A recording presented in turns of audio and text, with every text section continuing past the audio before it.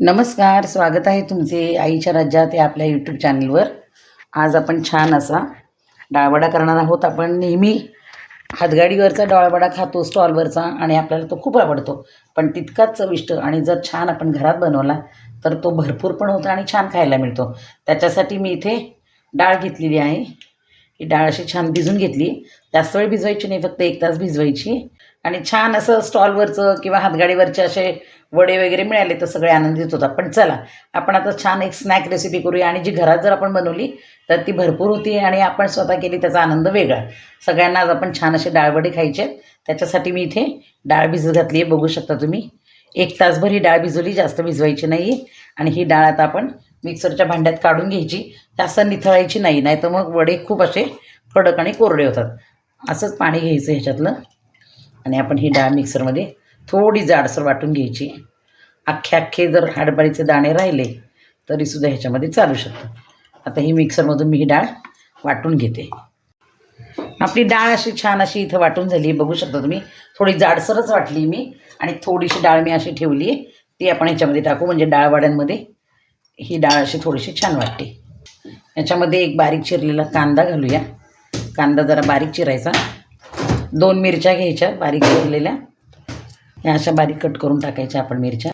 Mostly डाळवड्यामध्ये मिरचीच टाकतात. करायला सोपं आणि कमी साहित्य, अगदी आपण जसं बाहेर खातो ना तशाच प्रकारचे आपली ही डाळवडे पटकन बनतात. आणि एक स्नॅक्सचा प्रकार कधी खावंसं वाटलं तर आपण ही झटकीपट असं करू शकतो. मी इथं 2च मिरच्या वापरते, कारण मिरची तिखट आहे, काळी मिरची आहे आणि हा कढीपत्ता आहे. हा कढीपत्ता थोडासा असं चुरडून टाकते. चवीपुरतं आपण मीठ घालूया आणि डाळ आहे म्हणून थोडासा आपण हिंग पण घालूया. आणि आता हे सगळं मिश्रण असं छान एकजीव करून घेऊया आपण. अगदी तुम्हाला बाहेर जसं फील येतो डाळवडे खाताना, अगदी या पद्धतीने तुम्ही करून बघा. एकदम कुरकुरीत आणि छान असे डाळवडे आपले तयार होतात. हे छान मी मिक्स करून घेतले आता. आणि आता हे ठेवायची काही गरज नाही. आता आपण हे लगेच डाळवडे बनवायला घेऊया. आता इथे आपण तेल तापायला ठेवले आणि तेल जास्त कडकडीतसुद्धा गरम नाही करायचं. आणि आता आपण लगेच डाळवडी करायला घेऊया. एकदम असा छान असा गोळा घ्यायचा, हलक्या हाताने असा दाबायचा, असा तळव्यावर तुम्हाला दिसत असेल. जास्त नाही चपटा करायचा, या असा प्रेस करायचा, असा प्रेस करायचा आणि तो वडा हलका याच्यामध्ये सोडून द्यायचा. कढईत जितके मावतील तेवढे तुम्ही वडे करू शकता. गॅस थोडा मध्यमच ठेवायचा, जास्त मोठा नाही करायचा, नाहीतर वरून करपेल आणि आतून कच्चे राहतील. या पद्धतीने आहे की नाही करायला एकदम छान आणि सोपी आणि सुटसुटीत आणि पटकन होणारी, पण चवीला तितकीच छान. त्याच्यामध्ये जास्त मसाले जात नाहीत. जसे साऊथ इंडियन लोक डाळवडे करतात अगदी त्या पद्धतीने आपण केले. त्याच्यात बाकीचे अजिबात मसाले घातले नाहीत. हलक्या हाताने असं करायचं आहे. छान असे क्रिस्पी आपले वडे तळून झाले आहेत, बघू शकता तुम्ही. किती सुंदर असा कलर आला आहे. छान असं तेल निथळून घ्यायचं आहे. आपले डाळवडे एकदम सुंदर असे तयार. आता आपण असे छान दुसरे पण करून घेऊया. परत एकदा तुम्हाला दाखवते मी कसं घालायचं वडे. असा गोळा घ्यायचा, हाताने फक्त असा दाबायचा, मध्ये थोडा जाड राहतो आणि बाजूने फक्त असा. गॅस आपण मध्यमच ठेवला आहे. आता हे पण आपले छान असे डाळवडे तळून झालेले आहेत. तुम्ही जर माझ्या चॅनलवर नवीन असाल आणि माझ्या चॅनलला सबस्क्राईब केलं नसेल तर माझ्या चॅनलला सबस्क्राईब करून व्हिडिओला लाईक करायला विसरू नका. व्हिडिओ तुम्ही बघता पण लाईक करायचं विसरून जाता.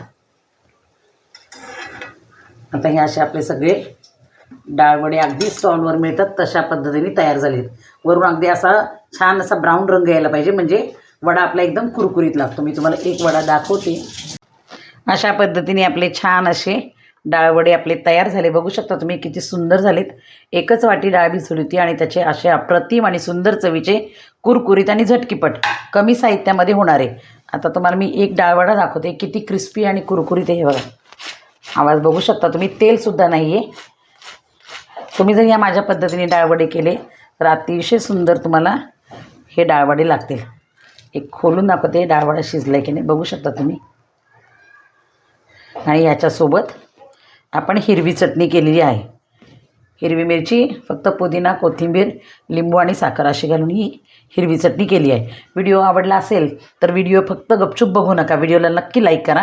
व्हिडिओ बघता बघताच लाईक करा, म्हणजे काय होतं तुमच्या लक्षात राहतं की आपल्याला व्हिडिओ लाईक करायचा आहे. आणि एक सुंदरशी कमेंट केली तर छान वाटतं. आणि चॅनलवर अजून नवीन असाल आणि चॅनलला सबस्क्राईब नसेल केलं तर चॅनलला सबस्क्राईब करा. ज्यांनी माझ्या चॅनलला आधी सबस्क्राईब केले त्यांच्यासाठी खूप मोठे धन्यवाद. चला तर पुन्हा भेटूया अशाच एका छान आणि सुंदर रेसिपीसोबत. तोपर्यंत छान छान वस्तू खात राहा. थँक्यू. बाय.